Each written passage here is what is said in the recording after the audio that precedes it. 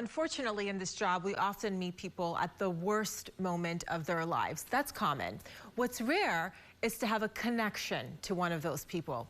I actually went to school with Stephen Kazi. Now, over the years, we lost touch, but I never forgot my friend.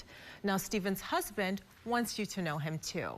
This is a story about love, life, and murder. I take you, Michael, to be my husband. to be my husband, And these things I promise you. and these things I promise you. As the world shut down in 2020, Michael Montgomery and Stephen Kazi said, I do. I will share my life with you. I will share my life. 3 short years later, Michael and Stephen's shared life together came to an abrupt, shocking end. What do you want the world to know about Stephen Kazi?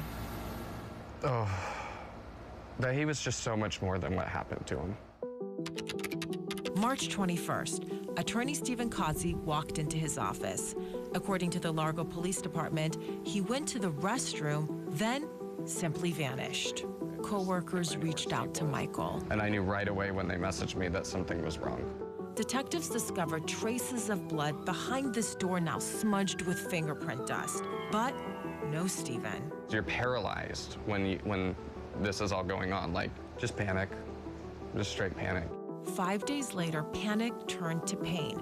Detectives told Michael someone murdered Stephen, but who and why? According to documents obtained by Aid on Your Side, these security cameras recorded video of a man leaving the building. He was seen pushing a cart here in the parking lot, then loading what police believe is Stephen's body into a truck. You understand the charges? Yes, I do. Dr. Tomasz Kosowski, a local plastic surgeon, is now charged with Stephen's murder. Police say they found his fingerprint at the scene. And he's presumed innocent despite the nature of the charges. Behind that door, there had been another confrontation in the restroom. Stephen and the doctor were embroiled in a contentious lawsuit about medical billing. Police say after a deposition here, the doctor confronted Stephen. About 2 months later, in the same restroom, Stephen would be killed. You know, and in just an instant, all these things that we had going on just ended. You know, and like you feel like your purpose in life ends.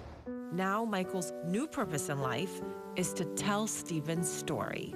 He was brilliant, he was hilarious, he was kind, and like if he had a disagreement with you, he could listen to understand.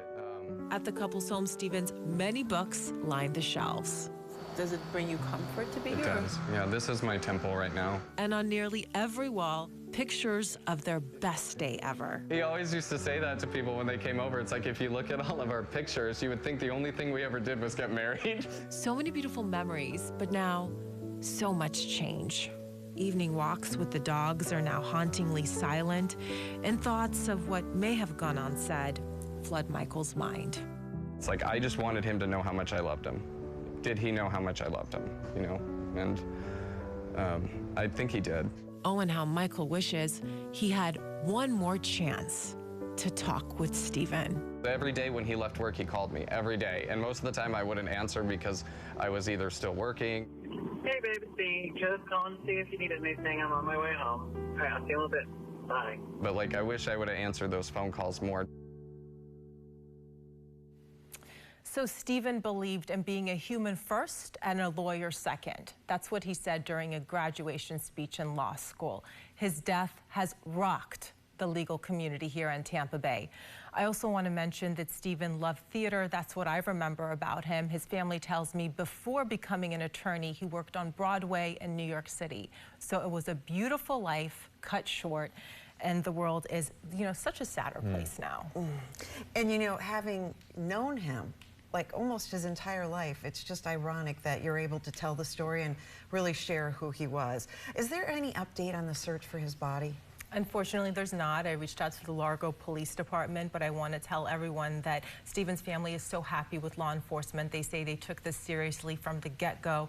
Now, I have talked with some new witnesses, so coming up next week, I'm going to have new details on this case, what the suspect did after the alleged crime, like minutes after. It's really compelling. Just such a bizarre case to see that it went to this level over what they were going through is bizarre. All right. Thanks so much for that.